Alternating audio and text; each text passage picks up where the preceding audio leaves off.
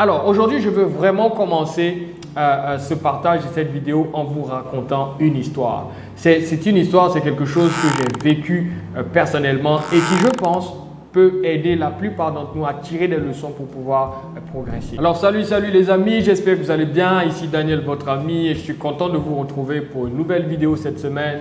Et pour toutes les autres vidéos que vous avez pu voir, si ça vous a plu, laissez un pouce, un commentaire. Et si ça vous a aidé, dites-vous que ça peut aider d'autres personnes. Essayez simplement de partager pour que les autres puissent vraiment le voir. Vous savez, en Côte d'Ivoire, il y a eu une crise post-électorale. Et à l'époque, moi j'étais quasiment en fin d'études. Il me restait quelques années pour pouvoir finir mon diplôme de docteur en pharmacie. Et cette crise post-électorale va conduire à la fermeture des universités en Côte d'Ivoire. Vous imaginez, vous êtes un étudiant, vous sacrifiez tout ce que vous avez parce que vous croyez qu'un avenir meilleur vous attend après vos études. Donc vous serrez la ceinture comme on dit, vous vivez vraiment très modestement parce que vous vous dites que dans quelques années ce sera terminé. Et puis là, brutalement, on vient vous réveiller comme si vous étiez dans un cauchemar. On vient vous plonger comme dans un cauchemar. On vient vous dire que, en fait, le rêve auquel vous êtes en train de croire, en réalité, ne se réalisera pas. Parce que quand on a une crise post-électorale, on n'a aucune idée de quand est-ce que les universités vont rouvrir. Donc, les universités ça peut prendre des années. Donc, déjà qu'il vous restait quelques années à terminer, pour pouvoir terminer, cela va prendre encore plusieurs années. Et vous savez, quand c'est arrivé, j'ai vécu un choc personnel. Et ça m'a poussé à faire quelque chose d'assez exceptionnel. J'ai pris le temps de me poser, puis un peu de regarder ma vie, de passer ma vie un peu en revue. Et j'ai découvert que j'avais l'habitude de passer tout mon temps à l'université. Le matin, on était au cours. L'après-midi, on était dans les laboratoires. La nuit, il fallait réviser pour les cours du lendemain. Donc, je vivais quasiment toute ma vie à l'université et je n'avais aucun cercle d'amis. Je ne connaissais quasi personne d'autre à part ces personnes. J'avais des amis que j'avais eus quand j'étais encore au lycée et puis probablement dans la communauté que je fréquentais. Mais même de ces personnes, je n'étais plus proche parce que mes études me prenaient quasiment tout le temps. Et je me rappelle qu'un de nos devanciers disait que les études en sciences de santé sont comme un amant jaloux. Vous voyez, un amant, il vous veut pour lui seul. Et ces études étaient tellement prenantes que je ne pouvais rien faire d'autre à part ça. Et quand il y a eu ce break et que j'ai découvert que je passais tout mon temps à l'université entre les cours et que je n'avais aucun cercle d'amis, j'ai compris en fait une des vérités que Jim Rohn a partagées à l'époque. Il disait que vous êtes la moyenne des 5 personnes que vous fréquentez le plus. Je me suis dit, écoute, si je dois être comme la moyenne des 5 personnes que je fréquente le plus, ça veut dire que je serai probablement comme les 5 ou 6 personnes que je fréquente le plus en ce moment. Et quand j'ai regardé, je me suis projeté. J'ai vu, ok, ceux qui ont fait sciences pharmaceutiques pures et qui sont restés dans un environnement complètement bouffé par la pharmacie ou hermétique pharmacie et pharmacie, j'ai vu en fait leur trajectoire. Comment ils étaient devenus certains directeurs dans certaines industries, d'autres enseignants à l'université. J'ai vu en fait plusieurs options s'offrir à moi et je me suis dit, oups, si je reste dans ce même environnement et que je ne fais aucun changement, je vais finir exactement là où mes devanciers ont fini. C'était très bien, hein?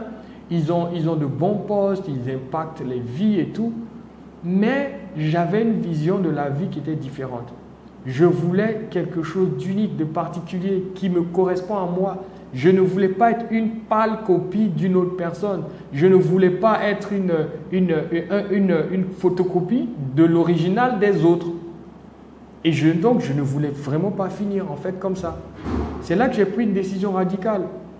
J'ai décidé de procéder à un changement d'environnement, c'est-à-dire de choisir de nouveaux amis. Je suis parti, en fait, je me suis posé simplement une seule question. Je me suis dit, quel genre de personne est-ce que je veux devenir? Donc, j'ai commencé à lister. J'ai dit que moi, je valorise la liberté. La liberté, donc je voulais être une personne libre. Je voulais être une personne qui est capable de travailler dans n'importe quelle industrie. Donc, aujourd'hui, si vous me mettez dans tel domaine, je peux pouvoir avoir ma place. Vous me mettez dans une autre industrie, je dois pouvoir avoir ma place. Pour moi, la polyvalence était importante. Je voulais être une personne adaptable, une personne qui valorise l'excellence et la performance. En cherchant autour de moi, je me suis dit, quel est le type de profil de personne qui ressemblent exactement à ça. Des personnes qui sont libres, qui travaillent dans quasi n'importe quelle industrie à cause de leur formation de base, qui sont polyvalentes, qui sont adaptables et qui font preuve d'une bonne performance. Et c'est ce que j'ai découvert, qu'il y avait en fait des personnes qui sortaient d'une école en particulier de Côte d'Ivoire qui avaient exactement ce profil. Et cette école, c'était l'Institut national polytechnique de Yamoussoukro. Et c'est des gens qui, voilà, avec leur formation de base, se retrouvaient en banque, certains se retrouvaient dans l'industrie agroalimentaire, d'autres se retrouvaient dans les télécoms avec la même formation de base. Je me suis dit, c'est exactement ce que je veux pour moi. Et je me suis dit, si je veux être comme eux, je dois pouvoir, de façon intentionnelle, m'entourer de ce type de personnes. C'est comme ça que je vais commencer à choisir intentionnellement de m'entourer de ce type de personnes. Et aujourd'hui, je vous en parle et je suis très fier. L'un d'entre eux est devenu un de mes meilleurs amis et un grand frère. Et je peux vous dire que cette simple décision a changé ma trajectoire de vie. Aujourd'hui, beaucoup de personnes regardent Daniel, mais comment est-ce qu'on peut passer de l'industrie pharmaceutique pour se retrouver dans le coaching, dans la formation, mais comment est-ce qu'il arrive à faire ça? Beaucoup de personnes rêvent en fait de pouvoir opérer ce genre de reconversion professionnelle.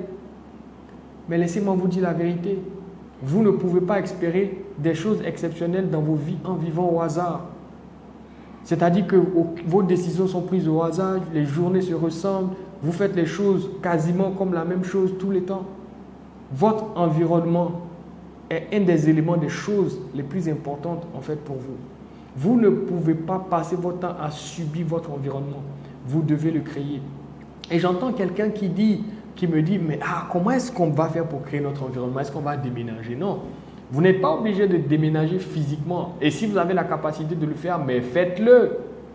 Parce que vous allez être la moyenne des 5 personnes que vous fréquentez. Si vous sortez de l'endroit où vous êtes aujourd'hui et que vous vous entourez de nouvelles amitiés qui, elles, sont beaucoup plus en avance que vous, laissez-moi vous dire que dans très peu de temps, vous allez vous retrouver à un autre ou à un meilleur niveau. Mais vous pouvez, même si vous ne bougez pas de l'endroit physique où vous êtes, faire attention à vos amitiés. Avec qui est-ce que vous vous promenez? Avec qui est-ce que vous passez du temps? Ces personnes-là vont déterminer votre niveau de médiocrité ou votre niveau d'excellence, votre niveau de pauvreté ou votre niveau de richesse, votre niveau j'ai envie de dire, de finesse intellectuelle ou simplement de d'oisiveté intellectuelle. Vos amitiés sont super importantes. Quelqu'un va me dire donc, est-ce que Daniel, ça veut dire que toutes tes amitiés sont calculées? Est-ce que tu es en train de nous pousser à être des personnes uniquement intéressées? Laissez-moi vous poser des questions par rapport à ce type de questions que vous me posez. Parce que en me posant ces questions, vous voulez en fait me faire culpabiliser pour peut-être faire passer, pour nous faire passer en fait comme des personnes intéressées, matérialistes uniquement. Moi, je vais vous poser des questions également. Qu'est-ce que vous ont apporté les amitiés que vous n'avez pas choisies aujourd'hui? C'est-à-dire les amitiés au hasard qui sont arrivées dans vos vies. Qu'est-ce qu'elles ont produit jusqu'aujourd'hui? Est-ce que vous avez obtenu de ces résultats, de ces relations, des résultats intentionnels que vous espériez? Vous avez eu des amis au hasard et puis vous ont aidé à atteindre un certain niveau de résultats? La vérité, ce n'est pas de devenir une personne intéressée, c'est de devenir une personne intentionnelle. Et il y a une grosse nuance entre les deux. Une personne intéressée ne pense qu'à ses intérêts. Une personne intentionnelle sait qu'elle doit s'entourer de bonnes personnes, mais pendant qu'elle s'en va s'entourer de ces bonnes personnes, elle est également prête à donner le meilleur d'elle-même pour aider les personnes qui l'entourent à pouvoir s'améliorer. Dans la vie, vous devez avoir différents types de relations. Et laissez-moi vous en partager 3. Le premier type de relation que vous devez avoir, ce sont des personnes que je vais appeler les mentors. Les mentors, ce sont des personnes qui sont beaucoup plus avancées que vous dans ce que vous essayez de faire. Ce sont des personnes qui vont vous tirer vers le haut. Ce sont des personnes qui vont vous exposer à des réalités que vous ne connaissez pas. Ce sont des personnes qui vont vous faire rentrer dans des endroits où vous ne pouvez jamais rentrer par vous-même. Ce sont des personnes qui vont vous faire voir des choses que vous ne savez même pas qu'elles existaient. Ce sont des personnes qui sont simplement, qui ont parcouru le chemin avant vous et qui peuvent donc vous montrer le chemin que vous devez suivre. Il y a un proverbe chinois qui dit que si vous cherchez votre chemin, demandez à ceux qui en reviennent. Donc j'ai envie de vous dire la même chose. Si vous voulez chercher et trouver votre chemin, demandez à ceux qui en reviennent. Trouvez et ayez de façon intentionnelle des mentors dans vos vies. Quand vous m'entendez m'exprimer ou prendre la parole, vous êtes content. Franchement, le gars, il s'exprime bien, il est pertinent. Mais j'ai eu des mentors en art oratoire. Quand vous regardez mes relations, vous dites, mais Daniel, c'est quelqu'un de bien. J'ai eu des mentors et j'ai des mentors en leadership. Quand vous regardez comment est-ce qu'on gère nos entreprises, mais j'ai des mentors pour l'aspect business. Il faut avoir des mentors, des personnes qui sont plus avancées que vous. Vous n'allez pas venir changer le monde. Quand je dis changer le monde, vous n'allez pas venir faire des choses qui sont tout de suite exceptionnelles. Vous voyez, les innovations qui bouleversent l'histoire, il n'y en a pas 1000 dans une génération. Il n'y en a pas 1000. Donc des Facebook, il n'y en a pas 1000. Des Apple, il n'y en a pas 1000. L'invention de l'ampoule électrique, il n'y en a pas 1000. Donc vous devez avoir des gens qui ont déjà parcouru un certain chemin, qui peuvent vous partager leur sagesse. Le deuxième type de relation que vous devez avoir, ceux-là, moi je vais les appeler les challengers. Les challengers, ce sont des personnes qui sont quasiment au même niveau que vous, mais qui poussent fort pour se surpasser constamment. Ceux-là, s'ils sont dans votre cercle, ils vont vous obliger à vous dépasser parce que quand vous êtes en face d'eux, vous n'avez aucune excuse. Face à un mentor, vous allez encore dire, bon, le gars, il a eu la chance, c'est pour ça qu'il se retrouve à ce niveau en ce moment. Face à un challenger, vous n'avez rien à dire.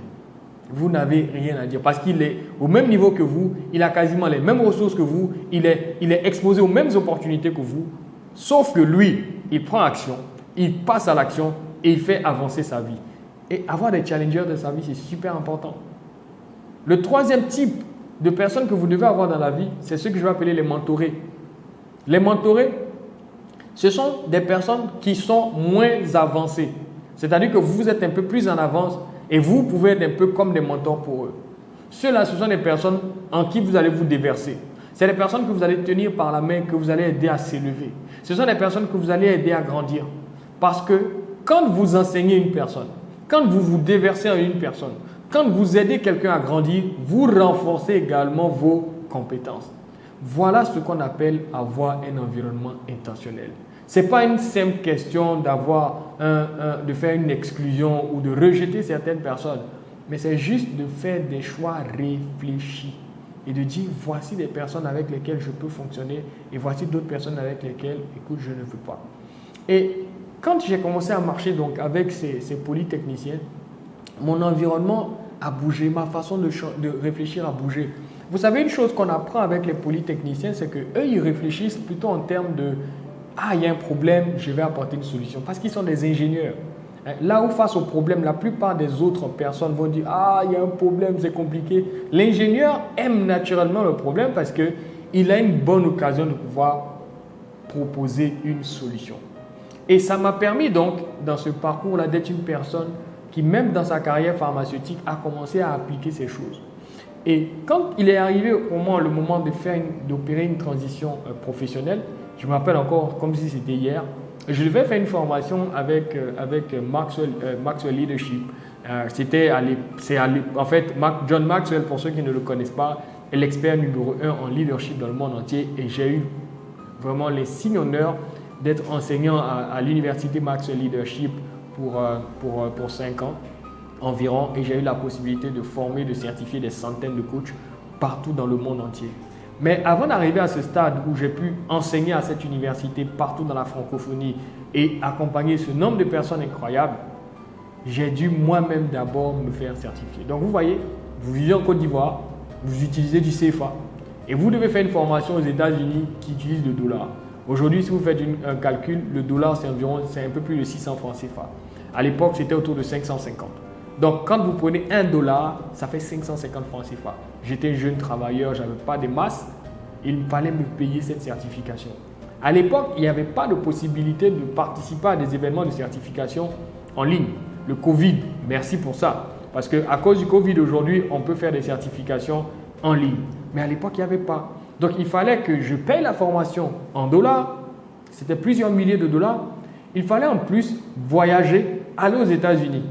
Donc, le billet d'avion, c'était déjà la folie. Les chambres d'hôtel, c'était, je me rappelle, c'est Orlando Marriott, qui est le plus grand de tous les hôtels Marriott dans le monde entier. Donc, imaginez également le prix avec le niveau de confort qui va avec. Il fallait manger là-bas sur place. Voilà, pour nous qui mangeons en CFA, ce n'est pas le même coût d'un repas aux États-Unis, ce n'est pas le même coût de repas en fait ici à Abidjan. Donc, vous voyez, les obstacles étaient grands. Je me suis dit, écoute, je prends toutes les réserves de ma famille, j'injecte dans ce projet, je vais faire cette certification et je rentre à la maison. Mais c'était mal comprendre comment est-ce que l'environnement est puissant. Quand je suis allé aux États-Unis, et que j'ai compris comment le monde fonctionnait, que j'ai rencontré des personnes qui développaient dans leur mindset beaucoup plus vite que moi, qui avaient une façon de voir le monde qui était largement meilleure que la mienne, j'ai compris que l'argent n'était plus un problème. Et pour vous dire vrai, 6 mois plus tard, revenu des États-Unis, j'étais encore de retour et encore sur fonds propres. Parce que j'avais compris que le problème, ce n'était pas les circonstances, c'était mon environnement. Je veux vous dire simplement ceci. Si vous vous amusez à laisser votre environnement au hasard, vous allez continuer à avoir une vie au hasard. Si vous n'êtes pas intentionnel dans le choix des personnes avec lesquelles vous passez du temps, si vous n'êtes pas intentionnel dans la routine de vie que vous avez, vous allez finir par subir en fait la vie. Votre environnement va finir par vous définir. Alors si vous êtes une personne intelligente, vous devez prendre le temps de définir cet environnement parce que votre environnement ne vous laissera jamais tel que vous êtes. Entourez-vous de personnes qui vous poussent vers le haut parce que si vous ne le faites pas, si vous ne vous entourez pas de personnes qui vous poussent vers le haut, les personnes qui sont autour de vous, soit vont vous faire stagner ou vont vous maintenir vers le bas. Et si c'est le cas, si votre environnement n'est pas bon, changez-le. Créez un nouvel environnement. Comme je l'ai fait après la crise post-électorale dans mon histoire, comme je l'ai fait après mon premier voyage aux États-Unis, tu peux également bâtir ton environnement. Tu peux choisir tes influences. Parce que l'un des plus grands obstacles à tes rêves, ce n'est pas ton potentiel, parce que ton potentiel, il est là. Mais c'est ce que tu laisses t'entourer au quotidien. C'est ce que tu vas laisser t'entourer au quotidien. Choisis-les donc intentionnellement. Crée tes propres cercles avec tes mentors, avec tes challengers, avec tes mentees ou tes mentorés et laisse ton environnement te propulser. J'ai été très content de partager cette vidéo avec vous et je vous donne rendez-vous pour une autre vidéo. Si d'ici là, vous pensez que cette vidéo vous a vraiment aidé, mettez un like, lâchez un commentaire. Et si vous pensez que ça peut aider d'autres personnes, ne gardez pas ça pour vous. On le fait avec générosité. Ne brisons pas la chaîne de générosité. Partageons la vidéo pour que certaines personnes puissent voir et se dire « Waouh, si on m'avait dit ces choses plus tôt, peut-être que ma vie serait passée à un tout autre niveau. » Rendez-vous pour une prochaine vidéo et d'ici là, portez-vous bien et soyez intentionnels.